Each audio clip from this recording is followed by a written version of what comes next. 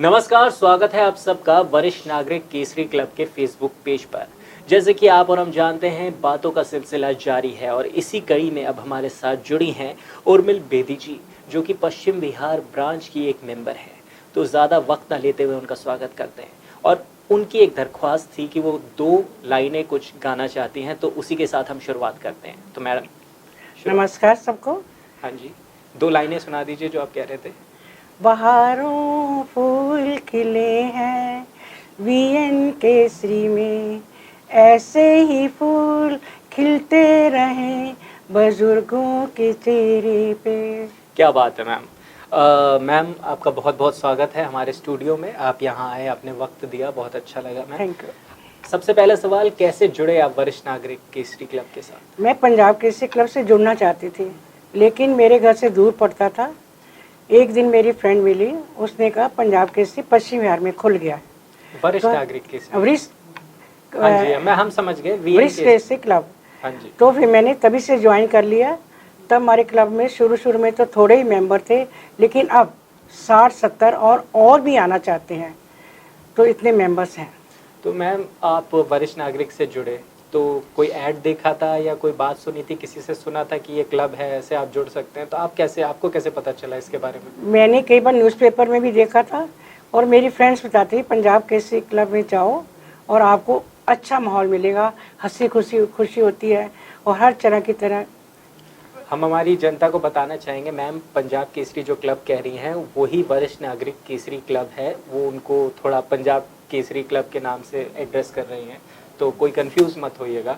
तो मैम अगर आप इससे जुड़े तो मैम कितना टाइम हो गया आपको जुड़े हुए?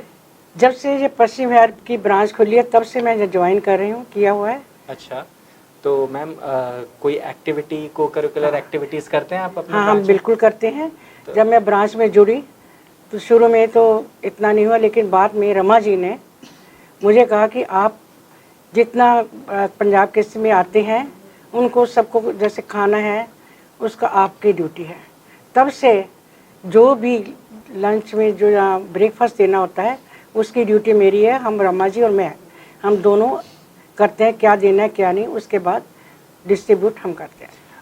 आपने बात करी अपने ब्रांच की, तो मेरा सवाल आपसे रहेगा कि आपकी ब्रांच की जो हेड हैं वो किस तरह से लोगों की मदद करते हैं, आपकी पश्चिम बिहार ब्रांच की जो रमा जी बहुत ज़्यादा हेल्प करते हैं। कोई भी कुछ होता है हमें टेलीफोन हमसे करती हैं, कंसर्न करके कि ये करना है, आज इसको ऐसा प्रोग्राम है, करें या नहीं ठीक, हम आपस में मिलकर उसी प्रोग्राम को वैसे ही करते हैं। तो मैम आप एक्सपीरियंस की बात कर रहे थे, अपने बारे में बता रहे थे, तो किरण जी से कभी मिलना हुआ है आपका? मेरा किरण जी से भी मिलना हुआ है। किरण जी ने पहले रमा जी ने हमें वहाँ पर पश्चिम बिहार ब्रांच में प्रोग्राम कराया था, हमने ताल कटोरा में करना था। किरण जी ने हमें स्क्रिप्ट दी थी, उसमें था स्क्रिप्ट दी थी हाँ आपको? हाँ स्क्रिप्ट दी थी। उसमें उन्होंने 5 मिनट का था प्रोग्राम, जैसे सास बहू बेटी और पति, उसका प्रोग्राम दिया था। तो हमने यहीं पर क्लब में ही शुरू किया। तो मेरी आवाज़ बहुत कम थी, तो किरण जी कहती हैं ये बहुत छोटी कम आवाज़ है तो कैसे करोगे। फिर मैंने उस आवाज़ को तेज़ किया और मेरा प्रोग्राम बहुत अच्छा हुआ।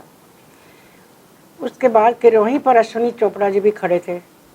तब उन्होंने कहा कि भाई अब नेक्स्ट 60 ईयर का मैं भी हो जाऊंगा और मैं अब तुम्हारे साथ ज्वाइन करूंगा। हमें नहीं पता कि वो 60 रहे, उन पर कैसे रहे। उसके बाद अचानक उनके डेथ हो। देखिए, फिर हमने मदर इन लव पर करना था प्रोग्राम, सास और बहू का। किरण जी भी थे साथ में, उनकी डॉटर लाई थी, मेरी भी डॉटर लाई, सबकी डॉटर लाई थी। हम प्रोग्राम कर रहे थे, करते हमें अच्छी प्रैक्टिस हो गई थी। किरण जी भी हमारे साथ ही करते थे। उसके बाद लास्ट हम प्रोग्राम करते थे, उसके बाद अचानक ही अश्विनी चोपड़ा जी की तबीयत खराब हुई तो प्रोग्राम हमारा कैंसिल हो गया। ठीक है मैम।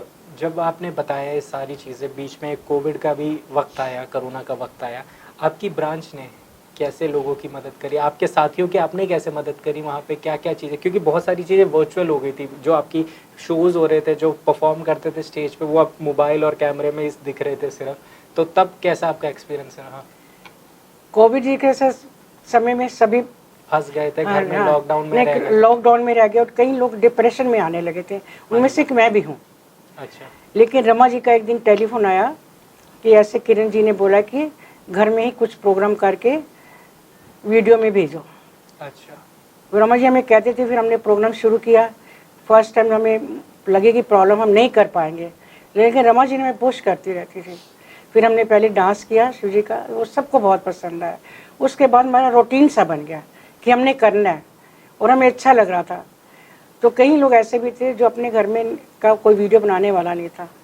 फिर मैंने अपनी फ्रेंड्स का, कोई बात नहीं, मेरे घर आइए, आपकी वीडियो मेरी पोती बना देगी। फिर वो मेरे घर में आती थी, फिर उसके पोती सब प्रैक्टिस करवाती थी, फिर उसके वीडियो हमारे घर में ही बनते थे। ठीक है मैम, बहुत अच्छा लगा कि आप ऐसे एक्सपीरियंस हमसे शेयर कर रहे हैं। आप मानते हैं कि ये जो वरिष्ठ नागरिक केसरी क्लब से आप लोग जुड़े हैं, इससे आपके जीवन में भी बहुत बदलाव आया है? इसके जीवन में हमारा बहुत मिलाप आया, बहुत ज़्यादा बदलाव? हाँ बदलाव आया है, जिससे हम औरों से मिले हैं, उनसे भी हमें सीखने को कुछ मिलता है। हम दूसरों को सिखाते हैं, उससे हमें सीखने को बहुत कुछ मिलता है। सीखने की कोई उम्र नहीं होती, जब मर्जी सीखो, और हमारा सर्कल भी बढ़ जाता है। बहुत अच्छा लगता है जब आप जैसे एक्सपीरियंस लोग यहाँ आते हैं और हमको बताते हैं कि आप लोगों ने कैसे वरिष्ठ नागरिक केसरी क्लब के साथ जुड़कर अपना वक्त गुजारा है और क्या क्या सीखा है। वरिष्ठ नागरिक केसरी क्लब ने अभी हाल ही में बहुत एक्टिविटीज़ शुरू करी हैं, डॉक्टर्स से डायरेक्ट जोड़ा है लोगों को, तो उसके बारे में कुछ हाँ जी, बताइए। हमारे क्लब में रमा जी के काफ़ी एक्टिविटी कराती हैं। जैसे हम वहाँ पर क्लब में डांस भी करते हैं, जैसे किसी मैरी यूनिवर्सिटी होती है, बर्थडे है, वो भी मनाते हैं। पिकनिक में भी ले जाते हैं। और एक वृद्ध आश्रम है, वहाँ भी हम 2 बार गए हैं। और वहाँ पर मनेसर में हम 2 बार गए हैं, वो भी हमारा बड़ा अच्छा रहा जी हाँ। तो हम तो सिर्फ यही चाहेंगे कि आप यूं ही वरिष्ठ नागरिक केसरी क्लब के साथ जुड़े रहें और यूं ही ऐसे ही और मेंबर्स को जोड़ते रहें। बहुत अच्छा लगा मैम कि आप यहाँ आए और आपने अपना एक्सपीरियंस हमारे साथ शेयर किया।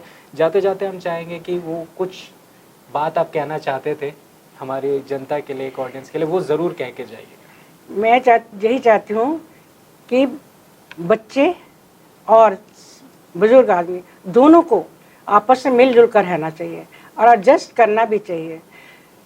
एडजस्ट करने से ही बच्चे हमारे साथ रह सकते हैं। दूसरा, कई बार बच्चे कि दोनों जॉब कर रहे होते हैं, लेकिन पेरेंट्स के पास इतना टाइम नहीं दे पाते, लेकिन बड़ों को भी चाहिए उनके साथ मिलकर रहें, ताकि उनका भी जो टाइम है निकालें।